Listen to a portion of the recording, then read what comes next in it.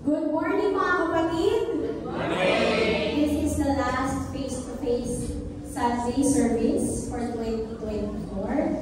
At ako po'y nagaganap na makita ang bawat isa sa inyo na tayo ay sama-sama pumuli-muli sa ating Panginoon. Bagaman alam ko lahat ay busy na sa mga last-minute shopping at sa mga Christmas party, pero purihin ang Panginoon at ang bawat isa po sa inyo ay nandito ngayon.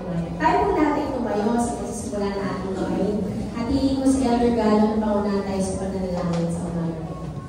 Dakilang Diyos ang banal, nagpapasalamat po kami sa isa na namang pagkakataon na nagkalugod sa bawat isa upang makapaghandog kami ng papuri, pasasalamat at pagtakila sa iyong makapangyarihang pangalan. Ama, sa oras na ito, hinihiling po namin ang iyong pagpapatawad sa lahat ng aming mga pagkukulang, lahat ng aming inisip, sinalita at ginawa na hindi naging katanggap-tanggap sa iyo, Diyos. Tawad mo po ito sa bawat isa. At sa araw nito, Panginoon, hayaan mo maibigay namin sa iyo ang pinakamataas na pagtakila, pinakamataas na pagpupuri, pagpapasalamat. Alisin mo, Panginoon, ang lahat ng mga bagay na hindi mainam sa aming mga isipan. Kaya kung maituon namin ang aming mga pag-iisip sa iyo lang naman, maibigay namin sa iyo ang nararapat sa araw nito. Inaasahan po namin, Panginoon, ang pagkilos ng iyong banal na Espiritu. Pangunahan mo kami, Ama, lahat ng iyong gagamitin sa mga aawit manunugtog, lalo higit sa lalaki, gagamitin mo upang magbahagi ng iyong mga banal na salita. Ang iyong paglalangis, Panginoon, at ipagkaloob mo sa amin. At umaasa ang Panginoon sa pakikisama ng iyong banal na Espiritu sa pasimula hanggang sa katapusan ng aming gagawin. Sa iyo ang lahat ng pasasalamat, sa iyo ang lahat ng kalwalatian at papuri. Sa pangalan ng aming Panginoon Jesucristo. Everybody say, Amen. Hallelujah! Isang malakas na palakpak muna para sa ating Panginoon. Hallelujah! Amen!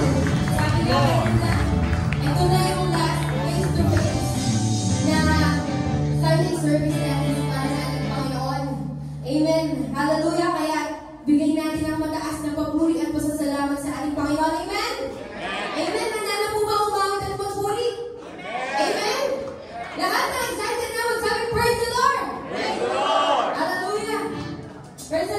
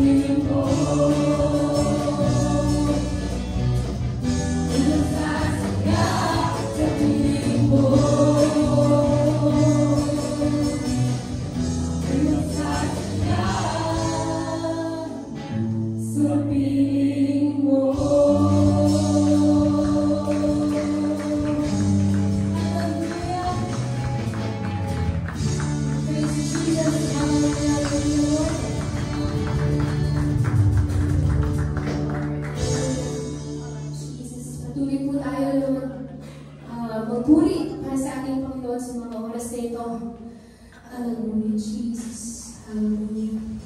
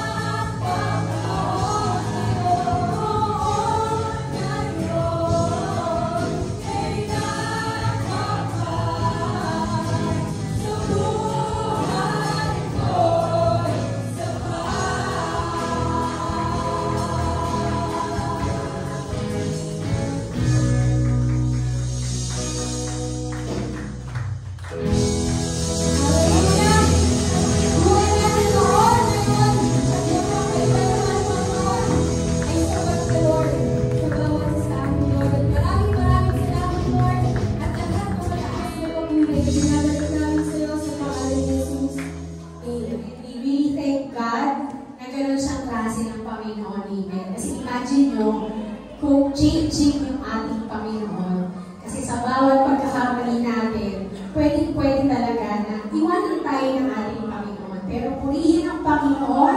We thank God for His goodness. We thank God for His faithfulness.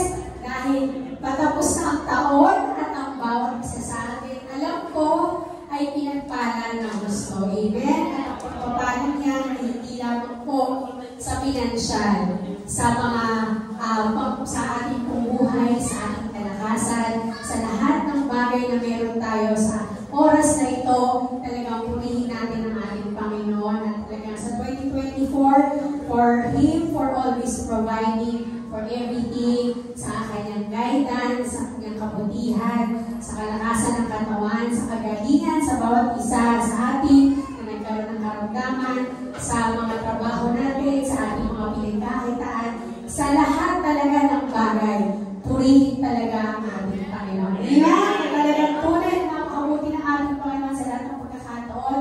And of course, we are reminding everyone that today is our last face-to-face service. So, sa Sunday po, tayo ay magsasama-sama pa rin, pero online. And this will give time for each and every one of us, lalo na po doon sa mga magsi-celebrate ng holidays together with their families. Kasi alam naman po natin, marami sa atin, the whole year, busy sa mga trabaho at bibihira na po na makasama ang ating mga mahal sa buhay. So this is a chance for us. Pero pinakamaganda mga kapatid, since online naman tayo sa December 29, maganda po kung kayo ay kasama ng mga kapamilya ninyo, ay sama-sama po kayo na mag-online service. Ayan, very, very convenient. Sa FB page po, 9 AM pa rin po yan ang umaga. Sama-sama po tayo na magpuri sa ating Panginoon together with our families. Amen? And we are also reminding everyone na ang resume po ng face-to-face natin will be January 5. And our wrap will be January 12. That will be a Sunday, mga kapatid. Okay?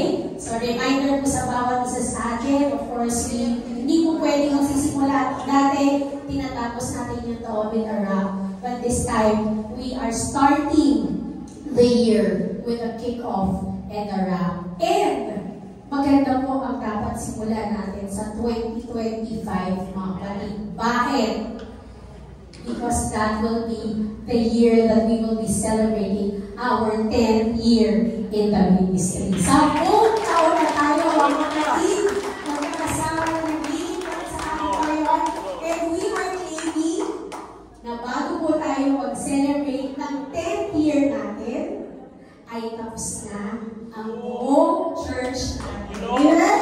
Amen, mga kapatid. We're claiming that when we start the construction by January 13. Please include it in your prayers, mga kapatid, that the Lord will continue to provide sa lahat ng pangailangan natin para din po hindi na nahihirapan yung ating Sunday school teachers kasi maliit na po yung ating room para sa ating mga bata. Amen?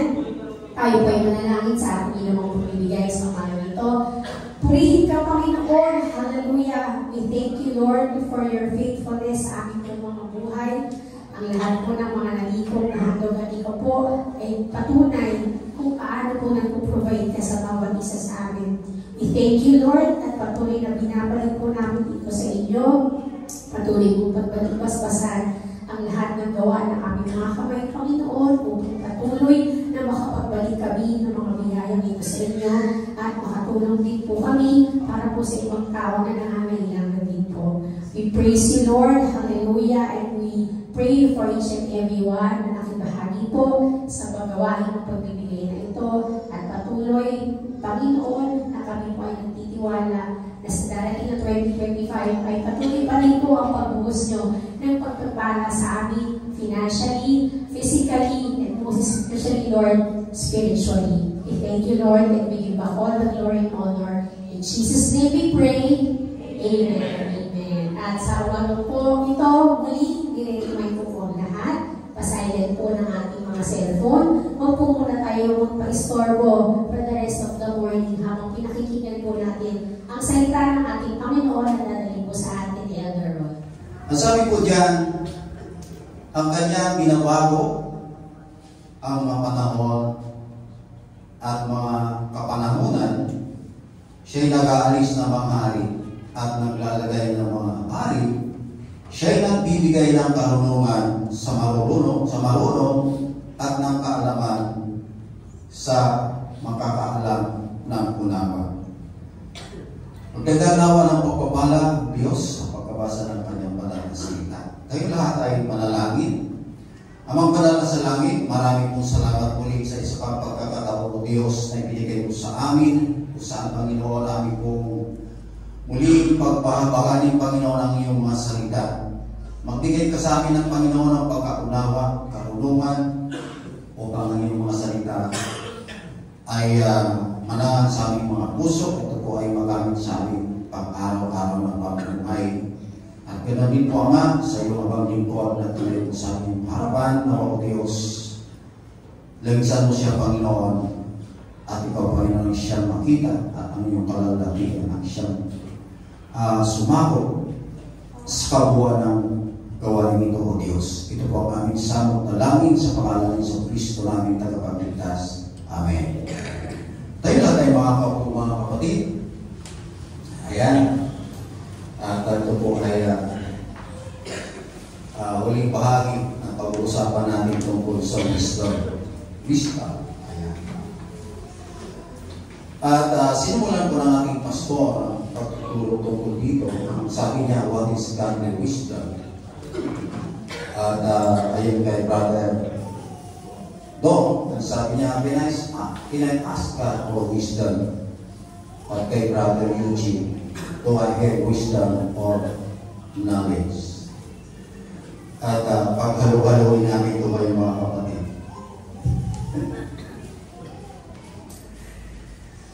Meron po ang wisdom, mga kapatid. Meron pong tatlong kategorya ang wisdom. Ang una ay godly wisdom. Pangalawa ay earthly wisdom. At ang pangatlo ay demonic wisdom. So bakit ito, mga kapatid, huwag muna natin sasali yung demonic wisdom.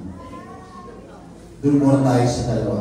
Kasi kung sasali natin, mga kapatid, abutin tayo ng 3 oras.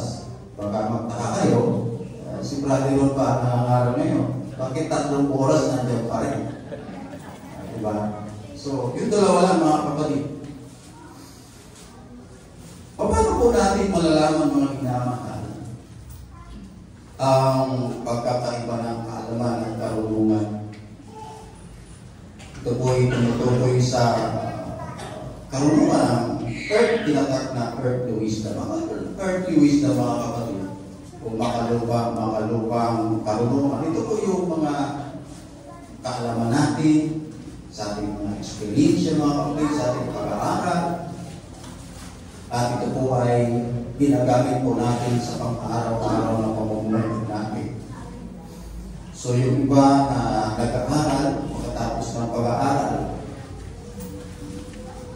akala niya hindi pa sapat ang kanyang kaalaman, kukuha po ulit siya ng masteral. Ayan. Matagdagan yung kanyang kaalaman. Pag hindi pa siya nakungkito doon, akit ulit siya sa third na hamba, tinatawag na PhD, Doctor of Philosophy. Yun ay mga pagkuha ng kaalaman, mga kapatid. So, ano po yung pagkakaiba ng kaalaman at karunungan? Yung isang bagay, tingnan nyo, mga kapatid, yung isang bagay na maganda, na maganda na, pero napapaganda pa. Okay? Yun ang karunungan, mga kapatid. Kagaya ng kotse o sasakyan. May sinasabi yung sasakyan, may sinasabing new model, mga kapatid. Pag sinabing new model, mga kapatid, may variation yun. Simula doon sa luma at sa bago. Pag sinabing new model, mas maganda doon kaysa sa luma. So yun ang karunungan, mga kapatid. Ibig sabihin, ang mas maganda ang bagong modelo kaysa luma. Okay? So, yung taong gumagawa nito mga kapatid, sila yung mga may karunungan, yung tinatawag ng artistic. Yung sa pangkaraniwang salita, yung maiskarte. Kaya, na yung isang bagay na maganda na pero pinapaganda pa niya. So ito tinutukoy mga kapatid ay pangkalupang karunungan. Alam nyo, ito rin po ang nangyari kay King Solomon mga kapatid. Kaya nais ko basahin mga kapatid sa Ecclesiastes chapter 1 verse 17. Ang sabi, at inihiling ko ang aking puso na makaalam ng karunungan at makaalam ng pagpaululan at ng kapampangan at aking mahalata at aking nahalata na ito man ay nauwi sa wala. Tinutukoy po rito ni Haring Solomon ay ang karunungan na makalupa. Amen. Meron akong tanong sa inyo mga kapatid at gusto kong magpakatuto tayong lahat sa tanong na ito mga kapatid. Gusto ba niyong manatiling bubo? Sa babae. At gusto niyo bang maging matalino? So lahat tayo mga kapatid ay may pagnanais na maging matalino. Gusto natin maunawaan kung paano gumawa ng mga bagay upang masagot ang matamang tanong. Gumawa ng mga desisyon at ibahagi ang ating nalalaman. Hinahanap natin at sinasaliksik ang kaalaman at karunungan sa mga bagay ng mundong ito. Tulad po ni Haring Solomon. Ganun pa man mga kapatid, natuklasan ni Solomon na ang karunungan sa ilalim ng araw, earthly wisdom na tinutukoy bukod sa Diyos, ay nag-iwan sa kanya ng hindi nasisiyahan. Siguro ito yung dahilan kung bakit nag-asawa siya ng marami. Kasi hindi siya nasisiyahan ito sa karunungan na yun. Okay? So makikita po natin sa unang mga hari, ang chapter 3 mga kapatid, nalalaman natin na si Solomon ay humingi sa Diyos ng karunungan upang mamuno sa kanyang bayan. Na isulong ang kaharian ng Diyos sa pamamagitan ng matalinong pamumuno. Okay? Dahil nalugod ang Diyos sa kahilingan ni Solomon mga kapatid, pinagbigyan niya ito at binigyan siya ng higit pa sa kanyang hinihingi. At dito mga kapatid, makikita po natin na sinimula ni Solomon ang kanyang mahagitang paghahari bilang pinakamatalinong tao sa mundo na may malaking kayamanan, karangalan at katalinuhan. Subalit mga kapatid, sa ilang punto ng kanyang buhay, si Solomon ay tumayo sa pag-ibig sa mga pagpapala ng Diyos, sa katalinuhan na ibinigay sa panahon ng Diyos kaysa Diyos mismo. Ang kanyang buhay mga kapatid ay nagsimulang umikot sa kanyang kayamanan, kasiyahan, katalinuhan at pagpuri ng mga tao na nakapaligid po sa kanya. Kaya minsan mga kapatid, due respect sa ating pastor, yung mga nakita kong pastor sa iba't ibang napuntahan ko, masyado po nila dinudyos yung pastor. Kaya yung pastor naman, nawiwili.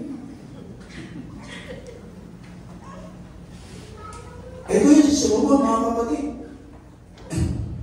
Itinaas niya ang kanyang karunungan sa lupa. Nakalimutan ni Solomon na ang karunungan ng Diyos ay tumutugon sa bawat pangangailangan natin at nagbibigay sa atin ang tunay na pananaw sa pinakamalalim na katanungan sa buhay.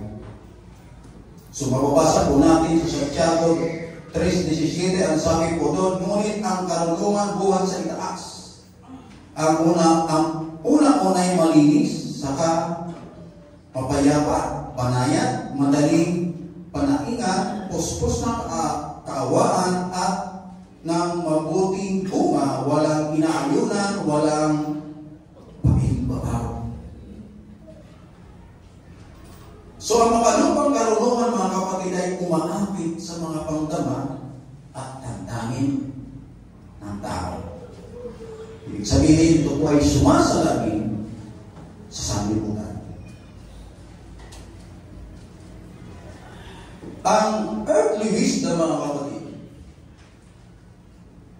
kung ito po ay iibigin ng tao kaysa sa Diyos, ay mauwi po ito sa demonic wisdom. So dito ang kabaligtaran, mga kapatid, ang karunungan mula sa Diyos ay sumasalamin sa Diyos. At habang sinasabi ng makalupang karunungan na laging sundin ang puso ng tao, ngunit ang makadiyos na karunungan ay sinasabi sa atin sa Jeremias chapter 17 verse 9 na ang puso ay mapanglilang kaysa lahat ng bagay. Habang sinasabi ng makalupang karunungan na maraming daan o paraan patungo sa Diyos, ngunit ang makadiyos na karunungan ay nagsasabi sa atin sa mga Gawa chapter 14 verse 12 na may isang paraan lamang patungo sa Diyos, si Jesucristo lamang. So tama po ang sinasabi sa uno ng Santiago na kung sino man ang nagkukulang ng kaalaman o karunungan ay bumili sa Diyos. Ngunit, mga kapatid, upang matamo ang karunungan ng Diyos, dapat natin ipanalangin ito habang pinag-aaralan at sinasabuhay ang mga salita ng Diyos. Kailanman, mga kapatid, hindi ka pagkakaluhan ng Diyos ng karunungan kung wala kang kaalaman. At ito po ang tema natin ngayon. How do I walk in wisdom? How do I walk in godly wisdom? Hindi po tayo makakalakad sa makadiyos na karunungan kung wala po tayong makadiyos na kaalaman. Amen.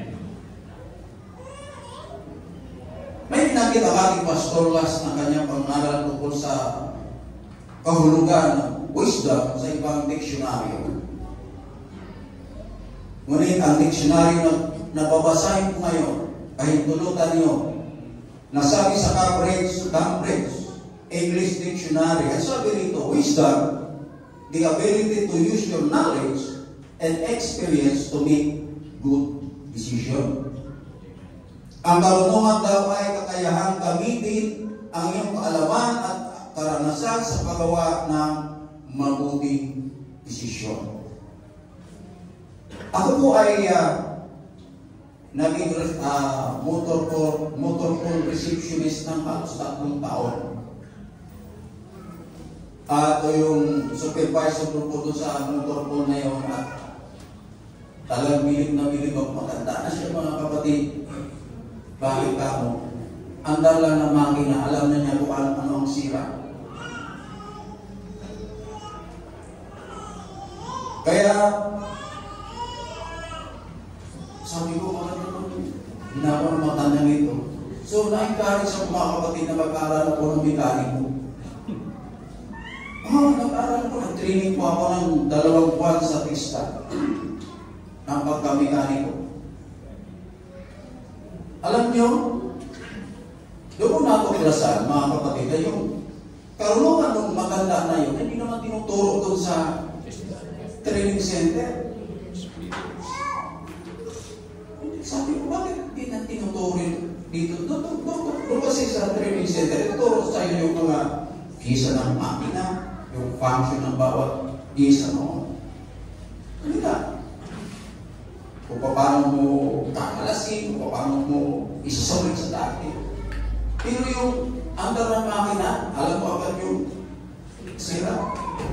Yun pala mga kapatid, dahil sa tanda niya pagkamamikali, nandun sa kanyang karunungan. So yung kaalaman, doon nagsisimula talaga ang karunungan. So kagaya na po binasa po natin sa Daniel chapter 2 verse 21, na siya ay nagbibigay ng karunungan sa marunong. Paano po tayo lalakad sa karunungan ng Diyos kung hindi po natin, kung wala po tayo kaalaman? So ito po ang ating pag-uusapan. Una sa lahat, alamin natin para makalakad po tayo sa karunungan ng Diyos. Unang-unang gagawin po natin, alamin ang salita ng Diyos. Sa Deuteronomy chapter 6, mga kapatid,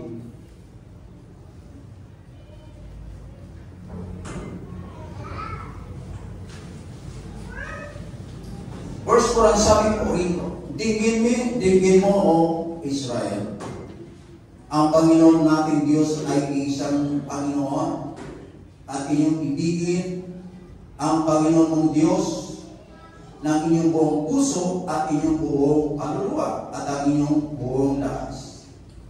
At ang mga salitang ito na aking inuutos sa iyo sa araw na ito ay isa sa iyong puso at iyong ituturo ang buong sikap sa iyong mga anak at sa iyong sasalitain tungkol sa kanila pagka ikaw ay nakaupo sa iyong buhay, sa iyong bahay. At pagka ikaw ay lumalakad sa daan, at pagka ikaw ay nahiga, at pagka ikaw ay bumabangon, at iyong itatali na pinakatanda sa iyong kamay at mga magiging pinakatali sa iyong noo, at iyong isusulat sa itaas ng pintuan ng iyong bahay at sa iyong mga pintuan daan. Ang Biblia, mga kapatid, ay kwento ng pagtubos ng Diyos sa kasaysayan ng tao. Ang Biblia, mga kapatid, ay salita ng Diyos na nagpapatunay sa atin ng kasalanan, umaakay sa atin sa kaligtasan, at nagtuturo sa atin kung paano sundin si Jesucristo sa pang-araw-araw ng ating pamumuhay. Ang salita ng Diyos, mga kapatid, ay makapangyarihan at ang bagamat ito'y mga pangyarihan, mga kapatid, kailangan po ang pagkikipagtulungan natin po ito, mga kapatid, upang ang kapangyarihan na yun ay sumaatin. Amen. Sabi sa John chapter 8 verse 31, sabi rito, Jesus said, if you hold my teaching, you are my disciple. Sa madaling salita, ang pagsunod sa kanyang mga turo ay aakay sa mga disipulo ni Kristo na maging higit na katulad niya. Ang pagsunod ay nagbubukas sa ating mga puso at isipan sa karagdagan mga katotohanan sa salita ng Diyos. Ngunit ang kasalanan, mga kapatid, at pagsuway ay ahatag sa atin na makita kung ano ang higit na nakakatulong sa atin sa panahon ng pangangailangan. Sinasabi po ng Biblia, mga kapatid, na ang pagsunod ay nagpapahintulot sa banal na Espiritu na may sa katuparan ang pagbabagong pag-unlad sa katangian ng ating Panginoong Jesus. Dito sa istorya sa mga Gawa, chapter 17, verse 11, basahin po natin, mga kapatid.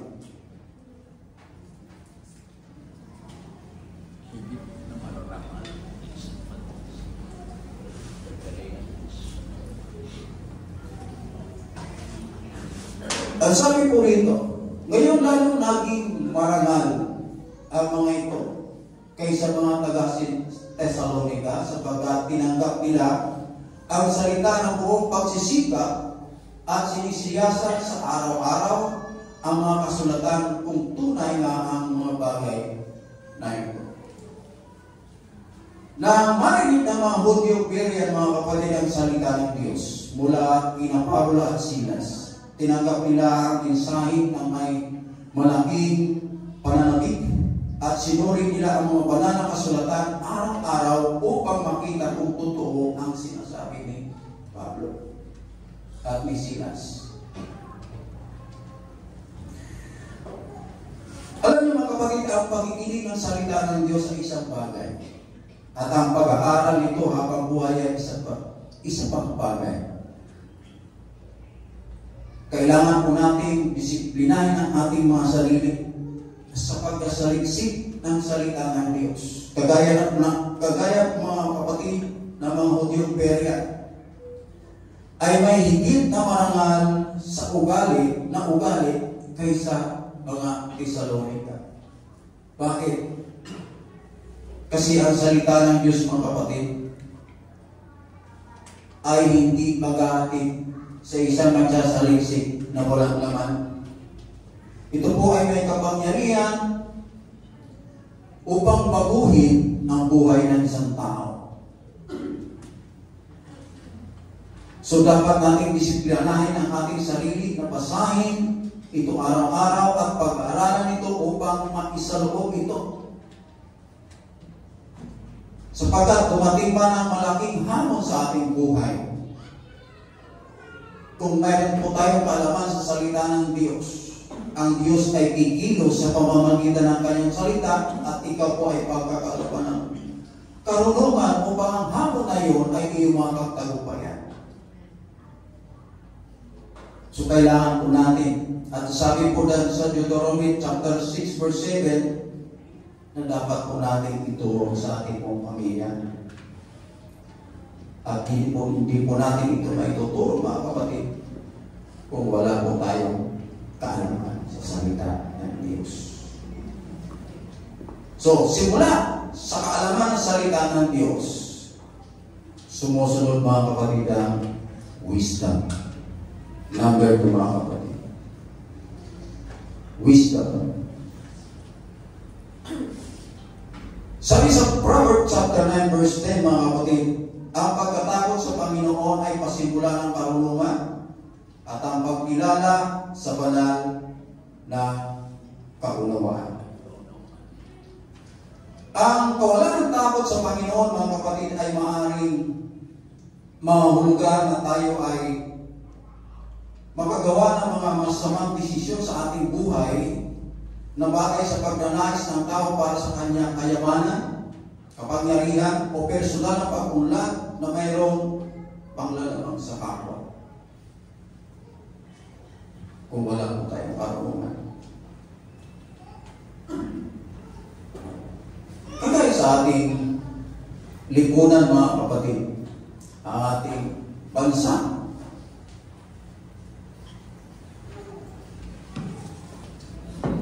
bawat bansa, mga kapatid, may tinatawag na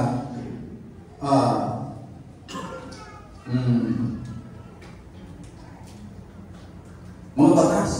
Ayan, na sinusunod. Dito sa atin, tinatawag na revised penal code. Ito po ay naglalaman ng mga pambalatang batas penal ng Pilipinas.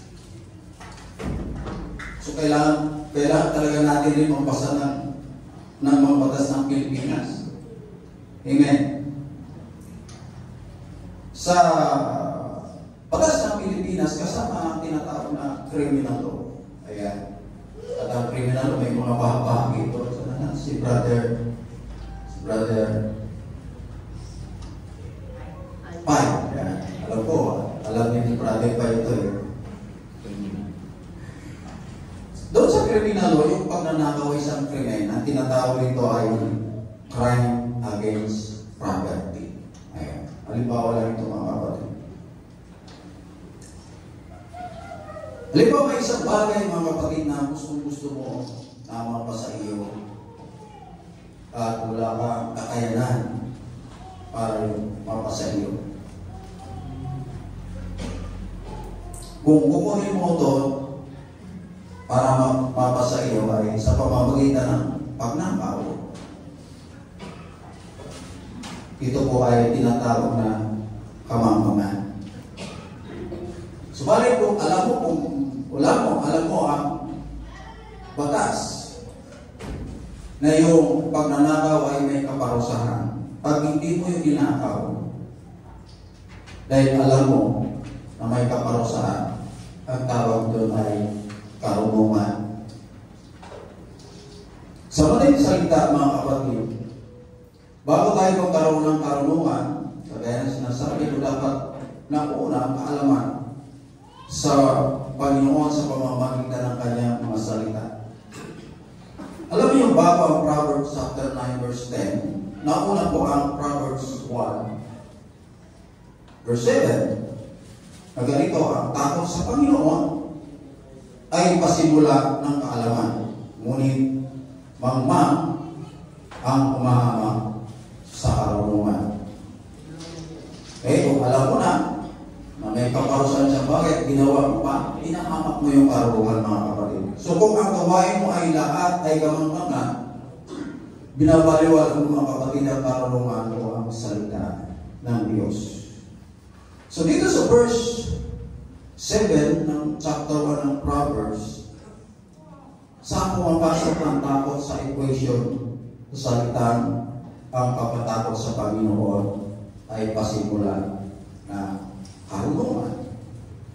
At hayaan mo natin ang Biblia ang sinasasagot na ito. At gagamit po tayo ng ibang mga komento galing sa mga tao na mas may alam sa Biblia, mga kapatid. So number 1, ano ang takot sa Panginoon?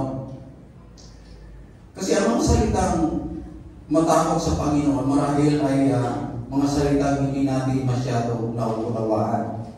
Pag narinig natin, kung nabasa natin ang takot sa Panginoon, ang ating kaisipan ay dumidiretso agad sa kaisipan na ang Panginoon ang dapat katakutan, na dapat nating bantayan ang ating mga hakbang at tigilin ang ating mga dilat dahil kung hindi, parurusahan tayo ng Panginoon. Para may kasabihan na bakit patay agad, di ba, ospital lang muna.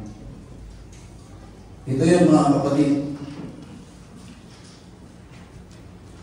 Ayun sa Amerika, commentary on the Old Testament, ang sabi po rito, ang takot sa Panginoon ay hindi isang filosofiya o haka-haka.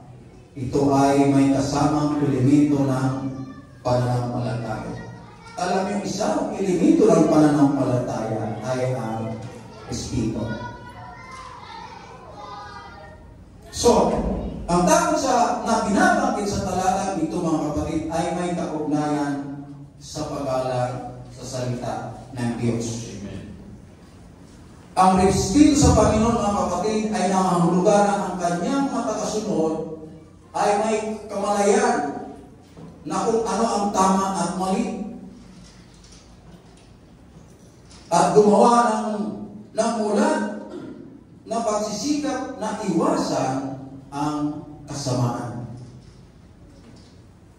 Isa pang halimbawa, mga kapatid, kasi ito yung mga driver, mga kapatid. Pag tayo po ay nasa stoplight, napunta sa crossing, may stoplight. Mayroon mga stoplight, mga kapatid, na wala traffic enforcer. Di po ba? Amen. Dahil sa naman mamadali ka, wala naman traffic enforcer, nagbiting the red light ka. Kasi wala naman mahuli sa iyo eh. Ibig sabihin, hindi ka mahuli, hindi ka parurusahan. Ang tawag doon, mga kapatid, hindi mo re-respeto ang batas trapiko. Kaya bilang mga mananampalataya, mga kapatid, nais nating sumunod at maging kalugod sa kanyang paningin sa pamamagitan ng pagrespeto sa kanyang mga salita. Ayon kay Charles Briggs, mga kapatid, ang takot, sabi niya, ang takot sa Panginoon ay magiliw na pagpipitagan kung saan ang anak ng Diyos ay yumuyuko na mapagpakumbaba at maingat sa batas ng kanyang ama. Alam na, tamang-tama yung Bible study natin sa aklat ng mga Daniel. Aklat ni Daniel, mga kapatid. Tunay na natuto ako rito, mga ninang.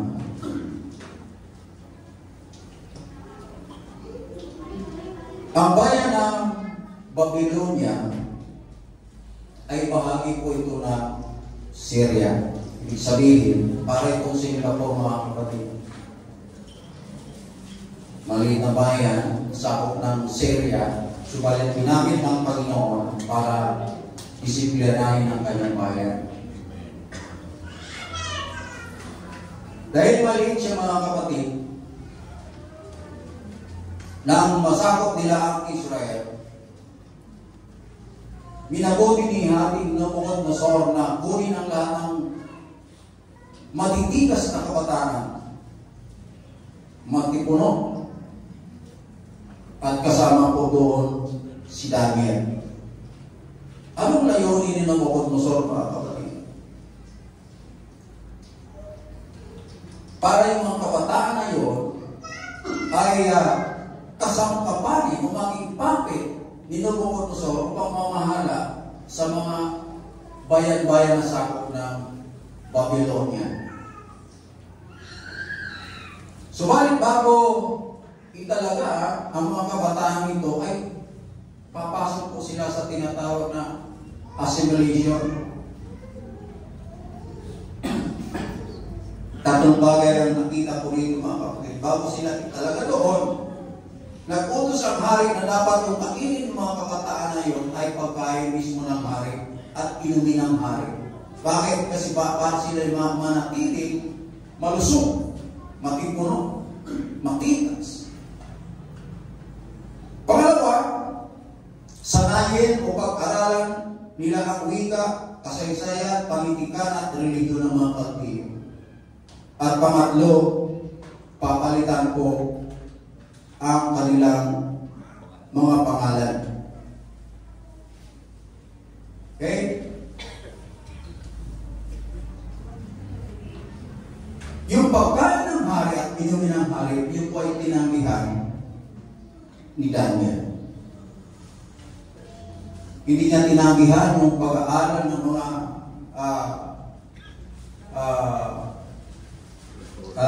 tungkol sa Kaldiyo. Hindi siya tumutol na palitan ang kanilang pangalan. Tumutol siya na kainin ang pagkain ng hari. Dahil ito ay batay sa salita ng Diyos. Malinaw na pinagbabawalan siya ng salita ng Diyos na kainin ang pagkain ng hari. Bakit? Mayroon po yung mga kanin ng pagkain ng hari. Mayroon talagang karumalduman na hindi nararapat ng pagkain ng mga Hudyo. Kaya, sa madaling salita, mga kapatid, napagpasyan niyang gawin ang tama dahil nandun ang respeto niya sa batas ni Moses. May kaalaman siya, mga kapatid, at alam niya na yun ay lumalabag sa salita ng Diyos. So, nandun yung pag-respeto, mga kapatid. Pangalawa, paano humato sa kaalaman ng pagkatakot sa Panginoon? Ang mga mananampalataya, mga kapatid, ay nangangailangan ng kaalaman sa Panginoon. Kasi sabi sa Hosea chapter 4 verse 6, my people are destroyed for lack of knowledge. Upang magtamo ng kaalaman ito, mga kapatid, dapat tayong turuan. Ang ating guro, mga kapatid, ay ang Biblia. Ito ang nagtuturo sa pamamagitan ng banal na Espiritu Santo. So, ang takot sa Panginoon, mga kapatid, ay umaakay sa atin na igalang siya at ang kanyang batas. Natuto tayo kung paano tayo dapat kumilos at maging sa ating pananalita dahil sa takot at respeto sa Diyos. At huwag natin isipin palagi ng mga kapatid na kapag tayo po'y nakagawa ng kasalanan, pinaparusahan tayo ng Diyos. Mali po yun, mga kapatid. Kasi sabi sa Roman chapter 6 verse 33, sapagkat ang kabayaran ng kasalanan ay kamatayan.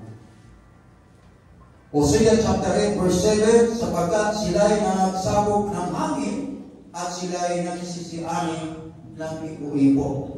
Ibig sabihin, mga kapatid, yung paparusahan na tinanggap natin dahil sa ating pagkakasala, bunga ito ng ating kasalanan. Hindi ang Diyos ang nagpaparusa. Yan po ang lagi ko sinasabi, mga kapatid. Ang impyerno po ay hindi ginawa para sa tao. Ang impyerno po ay ginawa para sa mga demonyo. Pero yung tao, mga kapatid, kung gusto pumunta sa impyerno, wala pong magagawa ang Diyos. Ganyan din, mga kapatid, kung gusto ng tao na pumunta sa impyerno, o kaya kailanman hindi siya pipigilan ng Diyos kasi yun ang gusto talaga niya. Gayon din ang paggawa ng kasalanan, mga kapatid. Ito ay choice ng tao. Dahil walang nag-uutos o pumipilit sa kanya gumawa ng kasalanan. Kaya kung tayo po ay may takot o respeto sa Diyos, mag-isip muna tayo bago kumilos o magsalita upang maiwasan po natin ang resulta ng kasalanan. Okay? So, habang nagkakaroon tayo ng kaalaman, nagkakaroon po tayo ng karunungan.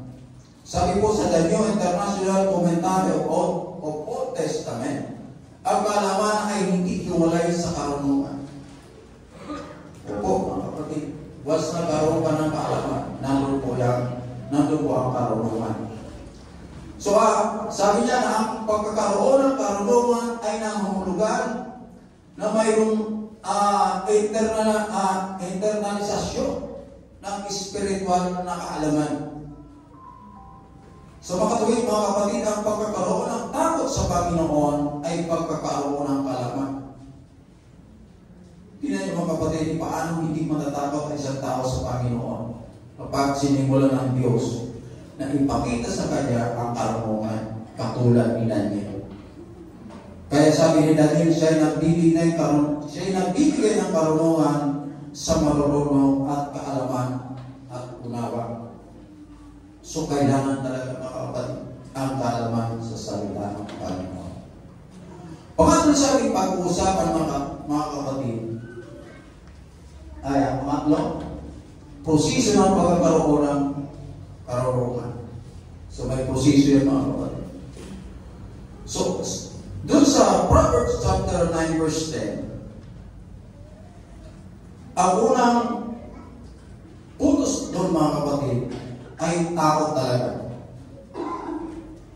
Kagaya na sinasabi ko, mga kapatid, na ang kawalan ng takot sa Panginoon ay maaaring makagawa tayo ng masasamang desisyon sa ating buhay.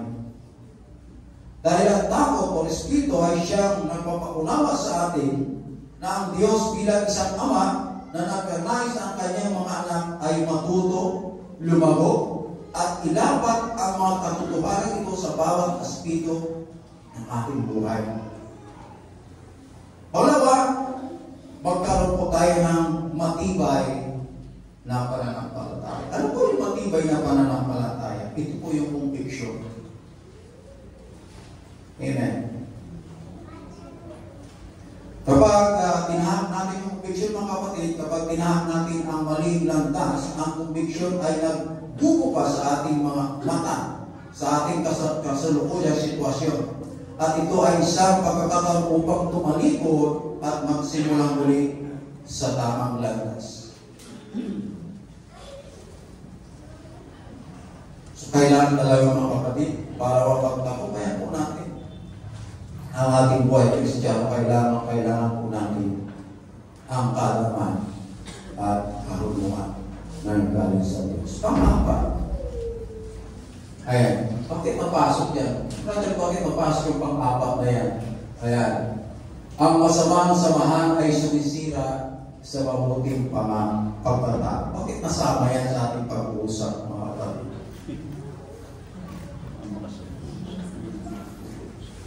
Alam nyo, ngayon ko lang nalaman sa pamamagitan ng pangaral ng ating pastor na si Solomon pala ay sa matalinong mangma. Right.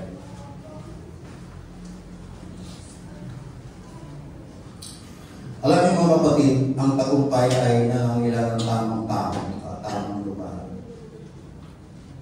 Ako'y naniniwala mga kapatid ng ating personalidad at karakter ay binubuo at binubuo ng mga taong lagi natin kasama. Amen. Kaya minsan sa pamilya, nagkakaroon din na tawag na mamas boy, mamas girl, papas boy, kasi minsan laging nanay ko kasama. Diba? Laging tatay ko kasama. At kung palagi tayo nasa paligid ng mga tao, mananagumpay mga kapatid, tayo ay magiging pa sa mga mananagumpay. Isang karanasan sa buhay ko mga kapatid. Noong ako po ay nag-enroll ng high school, first year high school, mayroon po, bali, natatandaan ko po ay 7 section ang first year nung sa amin. So ako po ay nalagay doon sa second section. Ayan, pangalawang section po ako ng first year. Doon sa section namin, yung best friend ko doon, isa lang. Pero mas marami akong kaibigan doon sa first section ba, kapatid. Yung laging kung saan kayo pupunta. Alam niyo, yung high school days natin mga kapatid, ito yung tinatawag na panahon na kumuratin.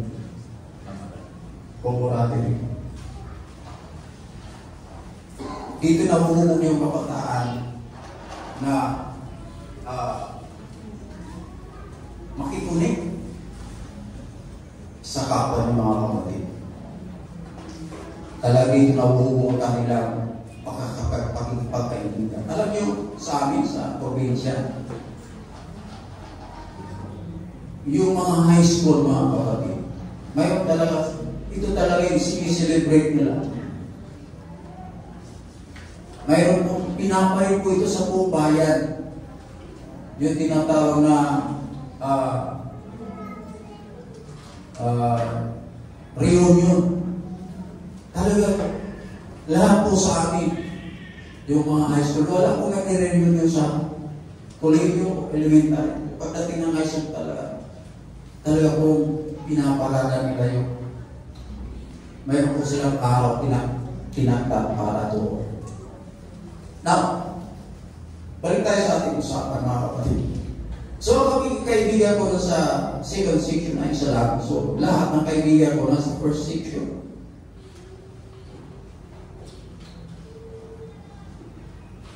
Alam niyo mga kapatid, noong second year mga kapatid, inahanap ko yung pangalan ko dun sa second section. Wala. So, bakit wala? Napunta ka sa first. Nakita ko nga nasa first section ng mga kapatid.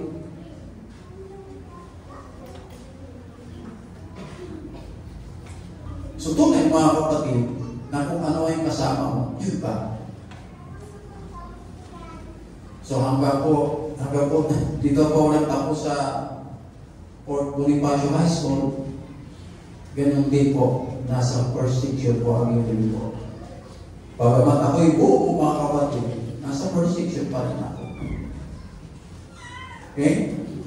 Kaya, kung hayaan po natin ang ating mga sarili mga kapatid na ma-influensyahan at mapaligiran mga taong walang plano para sa tagumpay, tamad at walang pangarap sa buhay, tiyak na mas masawal ka pa sa Kanya. Kayo mga tambay-tambay dyan, kung doon ka lagi nakikisama rin, ka rin. Amen. Wala silang plano eh. Ganun ka rin, wala ka rin plano. Oo. Ang matagumpay ng tao, mga kapatid, ay nagpapahintulot sa kanilang sarili na makasama ng mga matagumpay na tao. Amen. Tingnan ninyo mga kapatid yung paglalaro ng golf. Actually, hindi naman sport yan. Ang golf, hindi sport. Diyan po nakikita-kita yung mga negosyante. Okay? So, tingnan po natin ang mga negosyante, mga kapatid. Ay umiikot kasama ang kanilang mga kapwa negosyante upang matuto mula sa isa't isa. At ang mga nagtagumpay din ay palagi pinapayagan ang kanilang mga sarili na maupo kasama ang kanilang kapwa na mananagumpay upang pag-usapan kung paano makakuha ng mas malaking tagumpay sa buhay nila. Mayroon pong kasabihan, mas mabuti raw lumakad ng mag-isa sa tamang landas kaysa lumakad kasama ng 1,000 tao sa maling direksyon. Kaya sa ating mga kapatid, kakasama lang natin, nakakasama-sama lang tayo. Dito lang. Hindi ko alam kung ano sino ang kasama ninyo sa labas. May paalala po ang Biblia, mga kapatid. Sabi sa 1 Corinto 15:33, ang sabi rito, huwag kayong padaya. Ang masamang kasama ay sumisira ng magagandang ugali. So, pinaalalahanan tayo ni Pablo, mga kapatid, na maging maingat sa mga tao makakasalang natin dahil maaari tayo mapasama. Alam niyo, ang mga taong nag-isip ng hindi tama, mga kapatid, ay palaging kumikilos na hindi tama. Ito yun. At ganoon din ang maling pag-uugali, mga kapatid, ay nagre-resulta mula sa maling pag-iisip, paniniwala at pananampalataya sa kanilang buhay. At imposibleng makahalubilo sa mga tamad at hindi produktibong mga tao and regular basis na hindi ka maaawagaan ng kanilang mga ideya at gawin. 100% mga kapatid, mahawa ka talaga.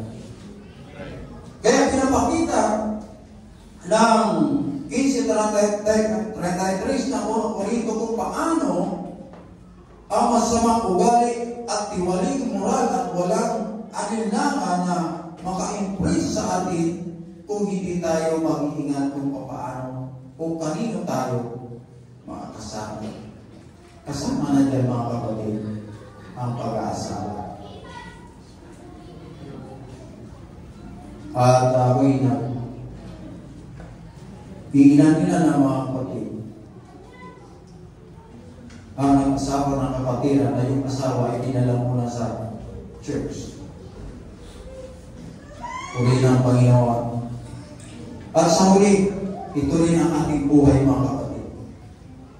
At tayo mismo ay may pananagutan sa anumang mga kahinan na natin sa pagtatapos ng ating paglalakbay sa mundo. Kaya mag-ingat, mga kapatid, sa mga taong nakapaligid po sa iyo.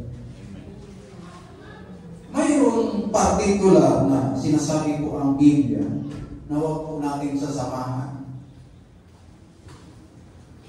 At paano po natin ito malalaman?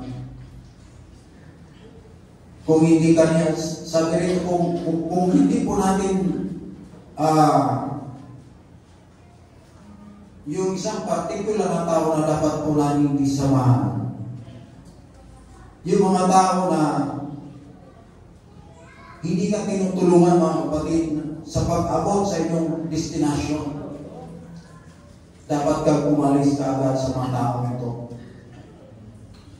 habang may pagkakataon. Isang partikular na sinasabi po ng Biblia na huwag po natin sasamahan.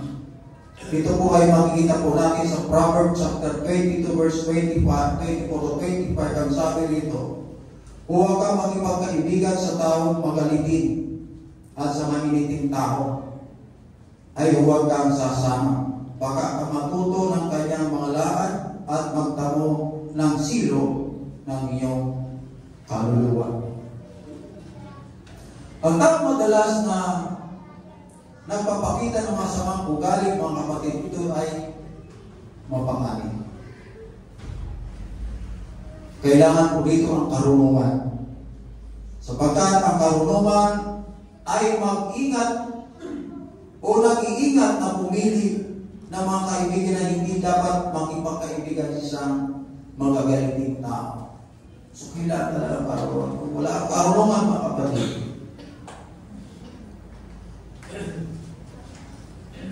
mapapahamak ang mga kapatid. So, ayun kay Briggs, mga kapatid. Ang pagiging kaibigan ng isang mainitin ng ulo ay parang nakatira sa isang bahay na nalusunog. Makikita na ba kayo nalusunog? Sa bahay.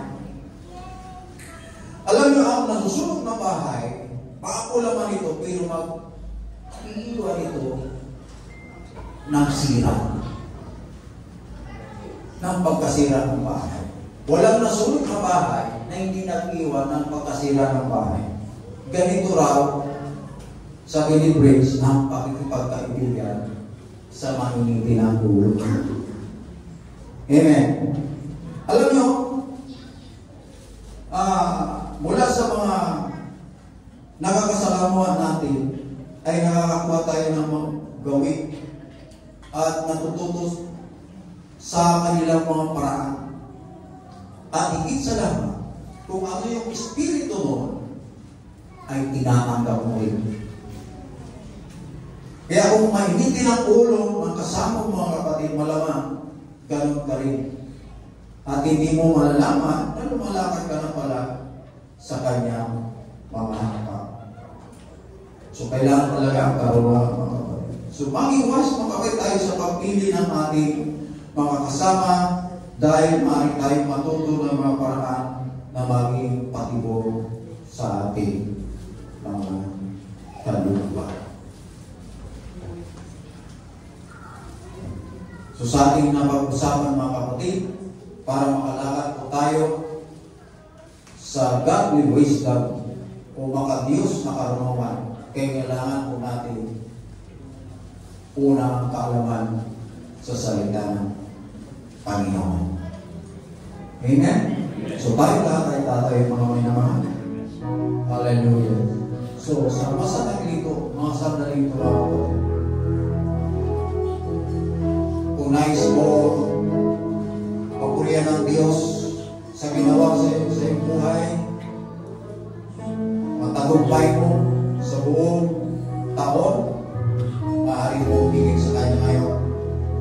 At kung mayroon pang ibang hindi ka na ibibigay sa Diyos, dito mo sa Kanya ibigay. Hallelujah. So come on, church.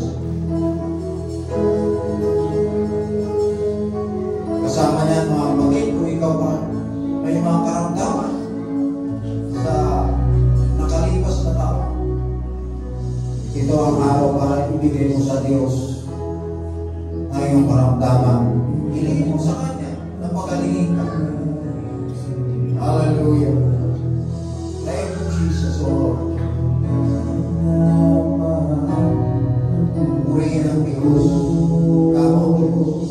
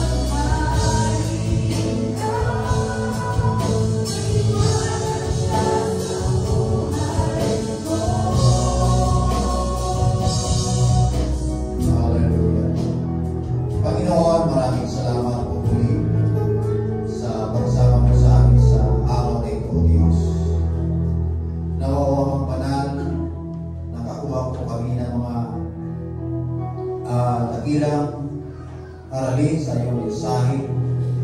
Tulungan mo kami, Panginoon, na ang mga bagay na ito ay mahinatid namin sa aming buhay upang kami, Panginoon, ay matuto at makapaglingkod sa iyong tunay.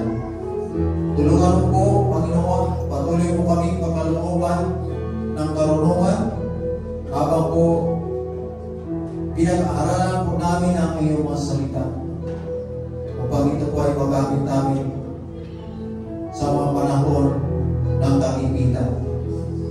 Hallelujah. Maraming salamat sa iyong pagsama po sa aming Panginoon. At nagpapasalamat po kami sa buong taon na ito na kami po'y sinamahan. At nagpapasalamat din po kami sa mga tao na nararing dito na patuloy po sila nagtyaga at nagpupumilit, Panginoon, na ibahagi ang kanilang mga buhay sa iyo, O Diyos. Pagpalain mo po silang lahat, Panginoon, maging sa material na bagay at spiritual na bagay. At loobin mo, Panginoon, sa susunod na taon na kami po ay maging magkita-kita ulit na dalang tagumpayan ng mula sa iyo at ikaw lamang, Panginoon, ang papurihan at ibigay sa iyo lahat ng kalwalhatian. Maraming salamat at dalahin ko rin, Panginoon, ang pamunuan.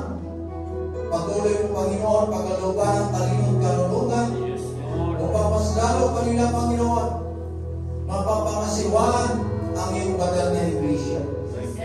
Lord, tulungan mo kami sa bawat plano namin. Samahan mo pa kami, mag-provide ka muli sa amin, Panginoon. Maraming salamat at salamat din, Panginoon, kung paano mo kami dinala sa lugar na ito. Muli man namin dalangin na ingatan mo rin po kami sa aming pag-uwi, sa aming sarili-sariling tahanan. Maraming salamat, Panginoon, at ito po ang aming samot dalangin sa pangalan ni Jesucristo na aming tagapagligtas. Everybody say, Amen. Itaas po namin ang aking mga kamay, katapos-tapos yung mga kapatid, paalam na, nawa ang Santo Espiritu at pag-ibig ng Diyos ay sumanyong lahat at umayo kayo na may kakayapaan. Tapos na po ang pagkakas.